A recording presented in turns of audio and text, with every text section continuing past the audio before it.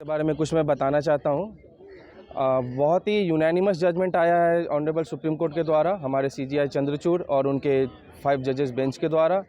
उन्होंने कुछ पॉइंट्स जो हैं उन्होंने एब्रोगेट कर दिए हैं। जैसे सबसे पहला क्वेश्चन था पिटिशनर का कि क्या सेंटर के पास पावर है कि वो एब्रोगेट कर सके आर्टिकल 370 को।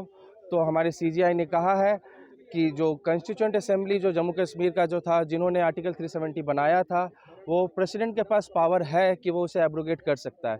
But it it but there the chance of judicial review also, वो जुडिशियल रिव्यू के लिए भी जा सकता। कहा है कि नहीं, वो यूटी नहीं रहना चाहिए और उसे स्टेटहुड बनाना चाहिए। और उन्होंने कुछ चिंता भी जाहिर की है, जैसे कि वहाँ पे बहुत सालों से इलेक्शन नहीं हो रहे हैं।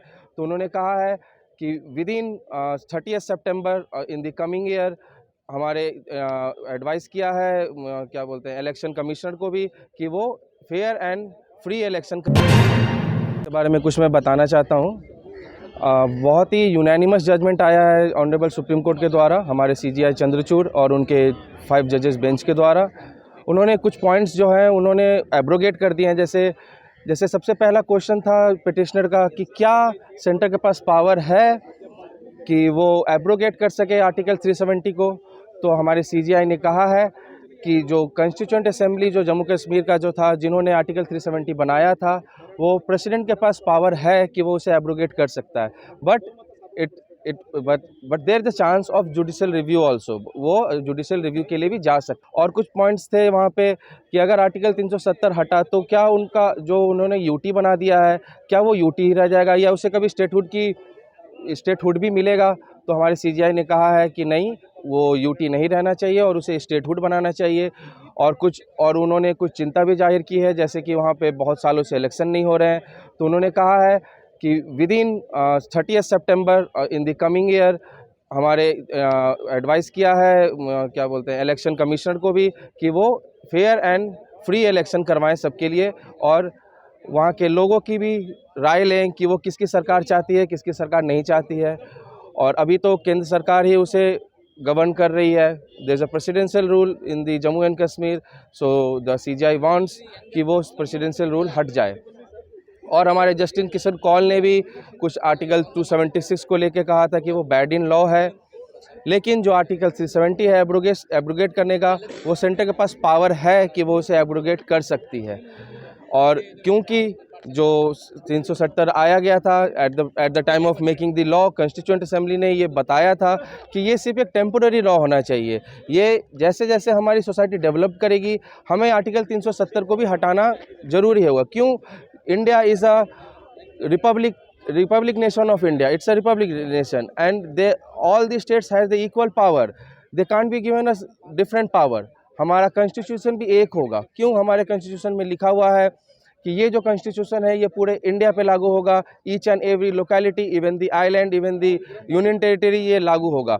और जब आर्टिकल 370 थे तो सिर्फ 2-3 ही जगह वो उनके पास सेंटर के पास पावर होती थी, जैसे कि वो रेवेन्यू बता सकते हैं, रेवेन्यू रिलेटेड वो जितने भी होंगे मसले वो सेंटर ही देखेगी।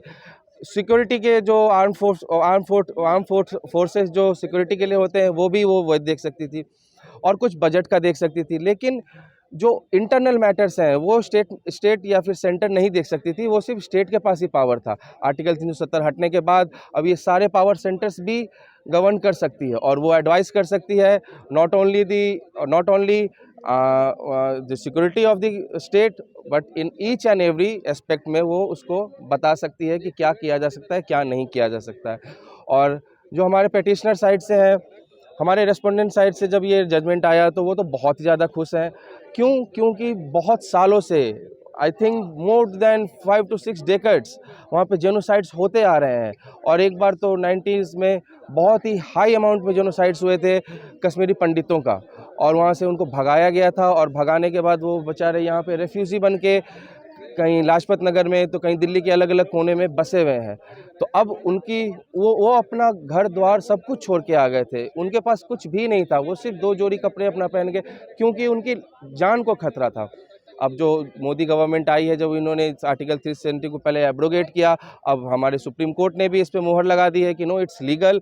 तो इससे हमारे कश्मीरी पंडित भाइयों को बहुत ही ज़्यादा मॉडर्न मिलेगा। और ना ही सिर्फ कश्मीरी पंडित में, जो कश्मीरी वहाँ पे मुस्लिम रहते हैं उनके साथ भी जेनोसाइड हो ना हो, लेकिन उनके साथ डिस्क्रिमिनेशन बहुत होता था। उन्हें काम काज करने को नहीं मिलता था, वहाँ पे कोई रोज़गार नहीं थे, वहाँ कोई बड़े बड़े मॉल्स नहीं थे, हर चीज़ में वहाँ बाउंडेशन थी। जो वहाँ पे जो राज्य की सरकार थी वो सारा पैसा वही रखती थी, कुछ भी पब्लिक इंटरेस्ट में खर्चा नहीं करती थी। अब एब्रोगेशन से सेंटर के पास ये रूल नियम आ गया है, अब उनके पास ये अधिकार आ गया है कि वो अपने हिसाब से नियम बना सके और वहाँ के लोगों को ज़्यादा से ज़्यादा सुविधा प्रदान कर सकें। और एक जम्मू एंड कश्मीर हमारा देश का स्वर्ग कहा जाता है, और उसे फिर से स्वर्ग बनाने में हमारा देश के हर एक नागरिक, हमारा कोर्ट और हमारी सरकार पूरे जी जान से लगी हुई है।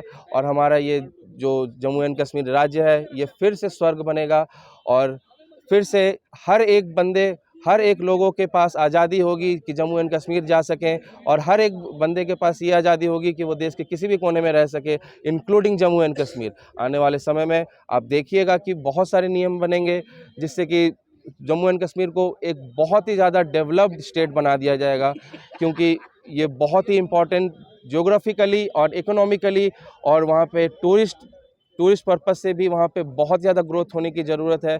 हमारे जम्मू एंड कश्मीर में इतने ज़्यादा टूरिस्ट प्लेस हैं कि इतना किसी इंडिया के किसी कोने में शायद ना हो। वो बहुत सारे टूरिस्ट जो हैं इंडिया के, वो वहाँ एक्सप्लोर ही नहीं कर पाते हैं, क्योंकि बहुत सारी जगह वो अनरिस्ट्रिक्टेड होते हैं, वो प्रॉपरली रिस्ट्रिक्टेड होते हैं, सॉरी। तो जो रिस्ट्रिक्टेड एरिया होते हैं वहाँ नॉर्मल पर्सन जा नहीं सकते, सिर्फ आर्मी पर्सनल जा सकते हैं। अब इस एब्रोगेशन से केंद्र के पास भी फुल आज़ादी होगी कि वो नियम बना सकें और बहुत जगह टूरिस्ट प्लेसेस को एक्सप्लोर कर सकें लोग भी वहाँ पे। धन्यवाद। 370 हटने के बाद कहा जा रहा था कि शांति होगी वहाँ पर, लोग वहाँ पर घर ले सकेंगे। आपको लग रहा है कि वहाँ पर शांति बहुत ज़्यादा बढ़ चुकी है पहले 370 हटने के बाद? हाँ, ये मीडिया भी बताते रहे, आप मीडिया के माध्यम से ये हमें भी प्रदान होता है, ये सब कुछ पता चलता है कि वहाँ पे किस तरीके की अभी फ्रीडम है, किस तरीके का फ्रीडम नहीं है। और जब ये 370 जब से हटा है, तब से अगर आप आंकड़े की बात कीजिएगा तो जो स्टोन पेल्टिंग का जो मामला था वो कम से कम 80 to 90% घट गया है। अब वहाँ के लोग भी जागरूक हो रहे हैं कि नहीं, स्टोन पेल्टिंग करने से हमें अपना राज्य या हमें अपना स्टेटहुड नहीं मिलेगा, हमें अपना राज्य, हमें अपनी आज़ादी देश के साथ रह के मिलेगी। जब जम्मू एंड कश्मीर हमारा ही करेंसी यूज़ करते थे, हमारे ही आर्मी पर्सनल यूज़ करते थे सिक्योरिटी पर्पस से, तो वो हमारा देश का अभिन्न अंग है। और जैसा कि CGI चंद्रचूड़ ने ये जो राजा महाराजा थे उस समय के, राजा जो भी थे, राजा में I am not recalling his name, वो उनके भी ऑर्डर्स पढ़े हैं, और उनके भी वो पढ़े हैं उन्होंने कि उन्होंने क्या आखिर किस वजह से एक्सेशन किया गया था जम्मू एंड कश्मीर को इंडिया का अभिन्न हिस्सा बनाने के लिए। और वो आज उनका भी सपना पूरा हुआ कि आज पूरे देश ने इस चीज़ को माना, और पूरे सुप्रीम कोर्ट ने जो 5 जजेस बेंच की जो यूनानिमस जजमेंट दिया है, इसके लिए तहे दिल से मैं ऑनरेबल सुप्रीम कोर्ट का धन्यवाद देता हूं, और सारे कश्मीरी पंडितों की तरफ से भी धन्यवाद देता हूं, और सारे वहां के कश्मीरी जो वहां की लोकेलिटी है उसके तरफ से मैं धन्यवाद देता हूं। कश्मीर के लोग इस फैसले से खुश होंगे? वहाँ पे तो जैसा कि न्यूज़ चैनल के आपके माध्यम से वहाँ भी बहुत सारे न्यूज़ चैनल वहाँ पे कवरेज कर रहे हैं, वहाँ तो ढोल नगाड़े बज रहे हैं जब से एब्रोगेशन का इन्होंने जजमेंट आया है।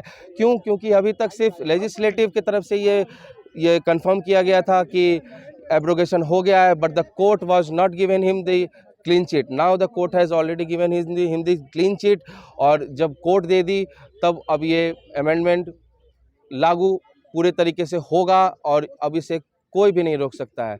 रिव्यू में भी ये इंटरटेन नहीं होगा एज़ पर माई नॉलेज। क्योंकि ये यूनानिमस जजमेंट है, और जो कोर्ट है वो लोगों के बारे में सोचती है, ना कि किसी पर्सनल पर्सपेक्टिव